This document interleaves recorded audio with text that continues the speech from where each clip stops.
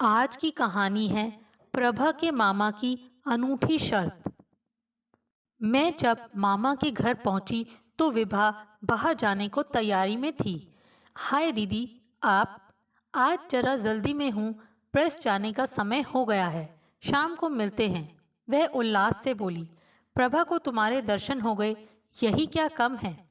अब शाम को तुम कब लौटोगी, इसका कोई ठिकाना है क्या? तभी मामी की आवाज़ सुनाई दी। नहीं नहीं, तुम निकलो विभा, थोड़ी देर बाद मुझे भी बाहर जाना है। मैंने कहा। मामा जी कहीं गए हुए थे।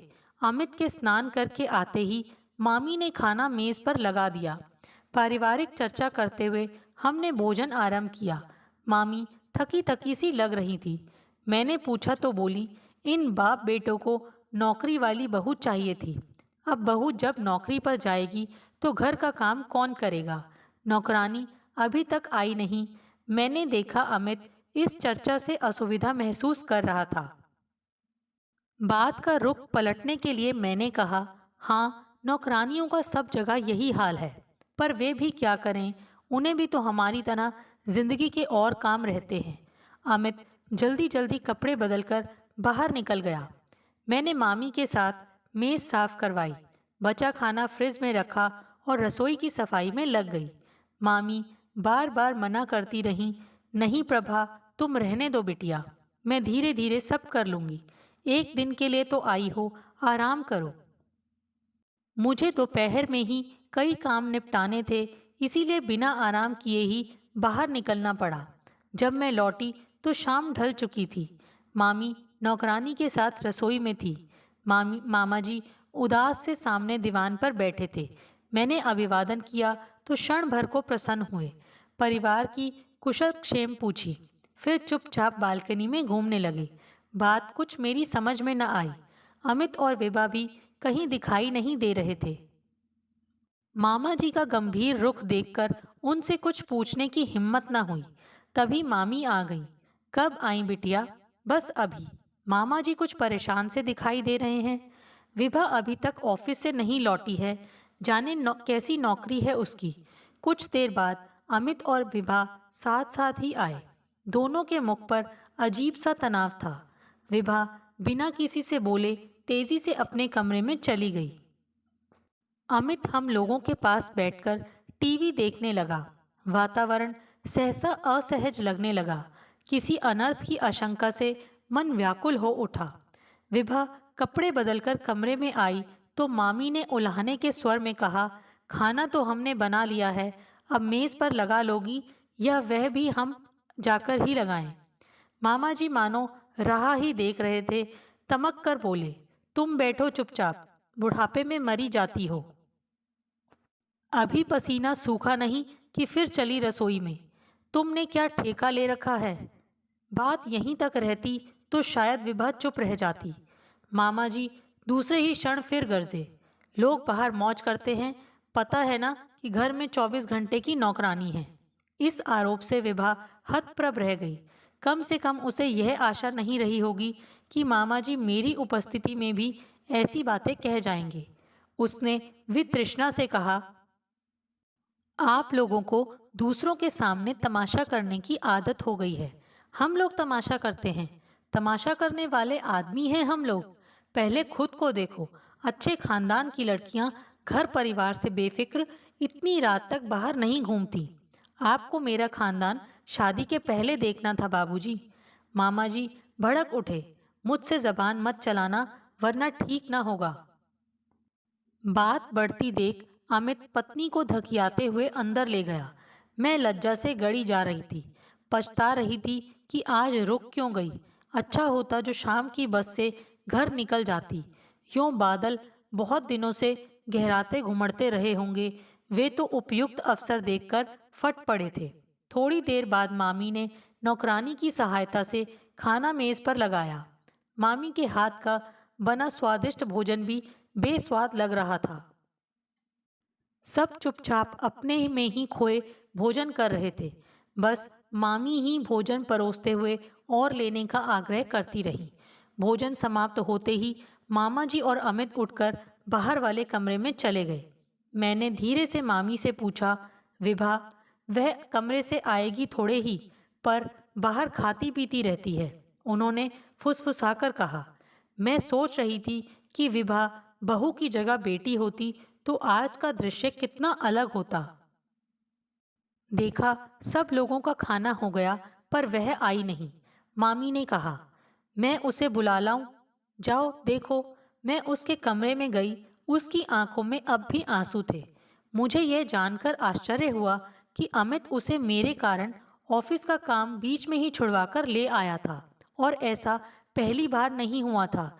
जब भी कोई मेहमान आता, उसे ऑफिस से बुलवा लिया जाता। तुमने अमित को समझाने की कोशिश नहीं की? कई बार कह चुकी हूँ। वह क्या कहता है, ऑफिस का काम छोड़कर आने में तकलीफ होती है तो नौकरी छोड़ दूँ। क्षण भर को मैं स्तब्ध ही रह गई कि जब नए जमाने का पढ़ा लिखा युवक उसके काम की अहमियत नहीं समझता, तो पुराने विचारों के मामा मामी का क्या दोष। चिंता ना करो, सब ठीक हो जाएगा। शुरू में सभी को ससुराल में कुछ ना कुछ कष्ट उठाना ही पड़ता है, मैंने उसे धैर्य बंधाते हुए कहा। फिर घर आकर इस घटना को मैं लगभग भूल ही गई। संयुक्त परिवार की यह एक साधारण सी घटना ही तो थी। किंतु कुछ माह बीतते न बीतते एक दिन मामा जी का पत्र आया। उन्होंने लिखा था कि अमित का तबादला अमरावती हो गया है, परंतु विभा ने उसके साथ जाने से इनकार कर दिया है। पत्र पढ़कर मुझे पिछली कितनी ही बातें याद हो आईं। अमित मामा जी का इकलौता बेटा था। घर में धन दौलत की कोई कमी न थी। तिस पर उसने इंजीनियरिंग की परीक्षा प्रथम श्रेणी में पास की थी। देखने में भी वह लंबा चौड़ा आकर्षक युवक था। इन तमाम विशेषताओं के कारण लड़की वालों की भीड़ उसके पीछे हाथ धोकर पड़ी थी। किंतु मामा जी भी बड़े जीवट आदमी थे।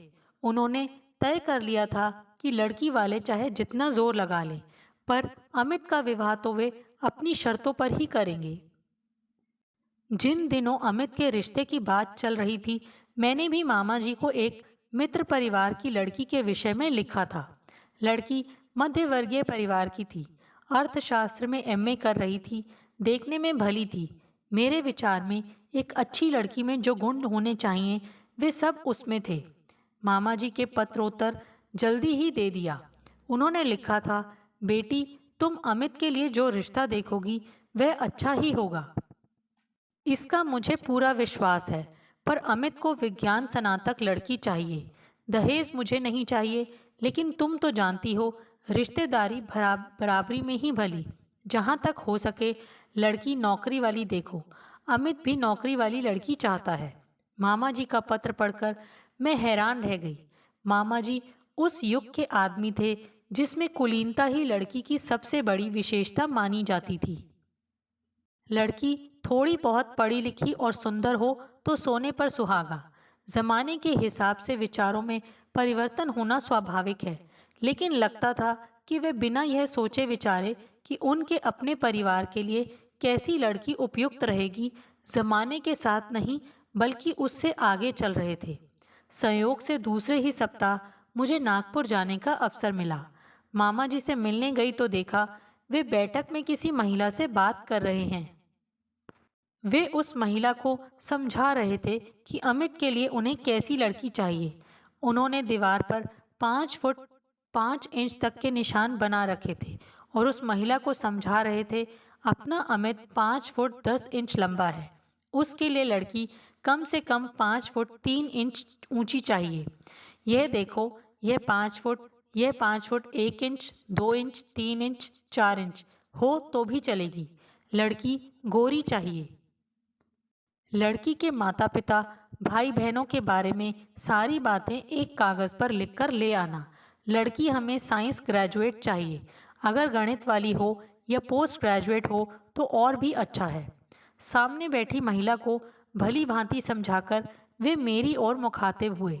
बेटे, आजकल आर्ट वालों को कोई नहीं पूछता, उन्हें नौकरी मुश्किल से मिलती है। खैर, बीए में कौन सी डिवीज़न थी लड़की की? फर्स्ट डिवीज़न का करियर हो तो सोचा जा सकता है। एमए के प्रथम वर्ष में कितने प्रतिशत अंक हैं? मैं समझ गई कि अमित के लिए रिश्ता तय करवाना मेरे बूते के बाहर की बात है। मामा जी के विचारों के साथ अमित की कितनी सहमति थी इसे तो वही जाने, पर इस झंझट में पड़ने से मैंने तौबा कर ली। लगभग 2-3 वर्षों की खोजबीन जांच परख के बाद अमित के लिए विभा का चयन किया गया था। वह गोरी, ऊंची, छरहरे बदन की, सुंदर देह की धनी थी। उसकी शिक्षा कॉन्वेंट स्कूल में हुई थी। वह फराटे से अंग्रेजी बोल सकती थी। उसने राजनीति शास्त्र में एमए किया था। मुंबई में पत्रकारिता का कोर्स करने के बाद वह नागपुर के एक प्रसिद्ध दैनिक समाचार पत्र में कार्यरत थी। इस विवाह संबंध में मामा जी, मामी और अमित सभी बहुत प्रसन्न थे। खुद मामा जी विवाह की प्रशंसा करते नहीं थकते थे। लेकिन विवाह के 3-4 महीने बाद ही स्थिति बदलने लगी। विभा के नौकरी पर जाते ही यथार्थ जीवन की समस्याएं उनके सामने थीं। मामा जी हिसाबी आदमी थे। वह यह सोचकर क्षुब्ध थे कि आखिर बहू के आने से लाभ क्या हुआ। अमित के तबादले ने इस मामले को गंभीर मोड़ पर पहुंचा दिया था। इसके बाद नागपुर जाने के अवसर को मैंने जानबूझकर टाल दिया था, किंतु लगभग साल भर बाद मुझे एक बीमार रिश्तेदार को देखने नागपुर जाना ही पड़ा। वहीं मामा जी से भेंट हो गई। अमित और विभा के विषय में पूछा तो बोले, घर चलो, वहीं सब बातें होंगी। हम लोग घर पहुंचे तो वहां सन्नाटा छाया हुआ था। मामी खिचड़ी बनाकर अभी अभी लेटी थी। उनकी तबीयत ठीक नहीं लग रही थी।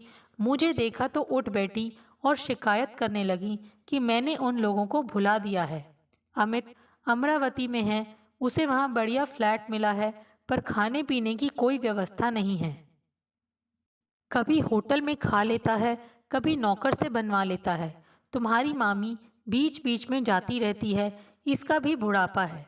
यह यहाँ मुझे देखे या वहाँ उसे देखे। मेरी तबीयत भी अब पहले जैसी नहीं रही।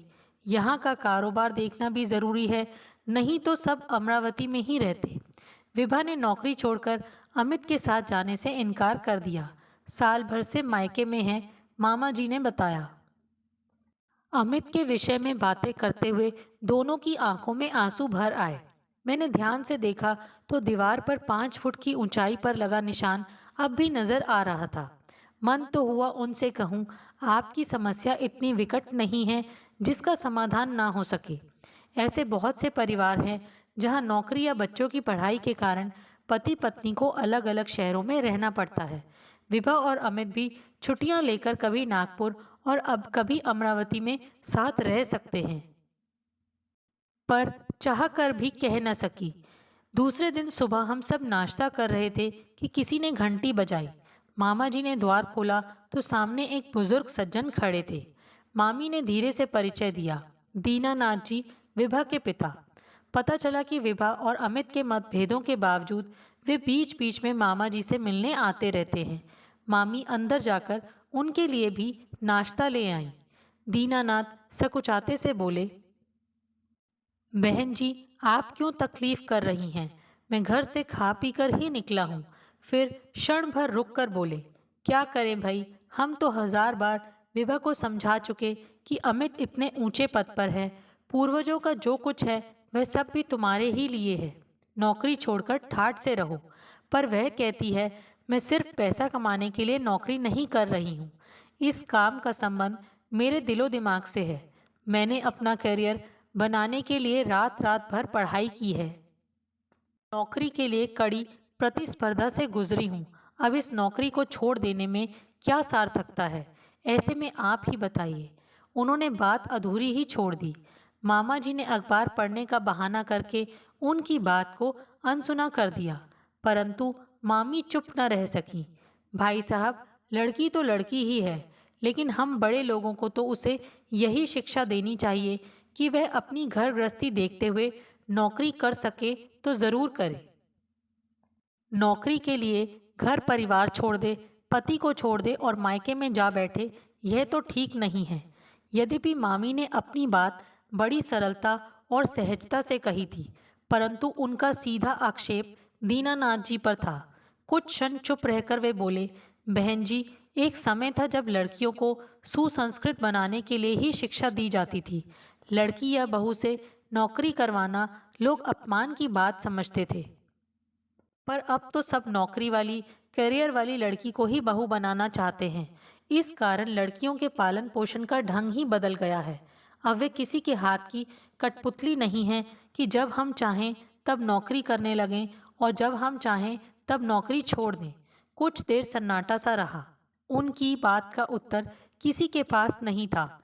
इधर उधर की कुछ बातें करके दीनानाथ उठ खड़े हुए। मामा जी उन्हें द्वार तक विदा करके लौटे और बोले, देखा बेटी, बुढ़ा कितना चालाक है। गलती मुझसे ही हो गई। शादी के पहले ही मुझे यह शर्त रख देनी थी कि हमारी मर्जी होगी तब तक लड़की से नौकरी करवाएंगे, मर्जी नहीं होगी तो नहीं करवाएंगे। उनकी इस शेष शर्त को सुनकर मैं अवाक रह गई। दोस्तों, आपको हमारी ये कहानी कैसे लगी? प्लीज़ कमेंट्स करके बताइए। Thanks for watching this video.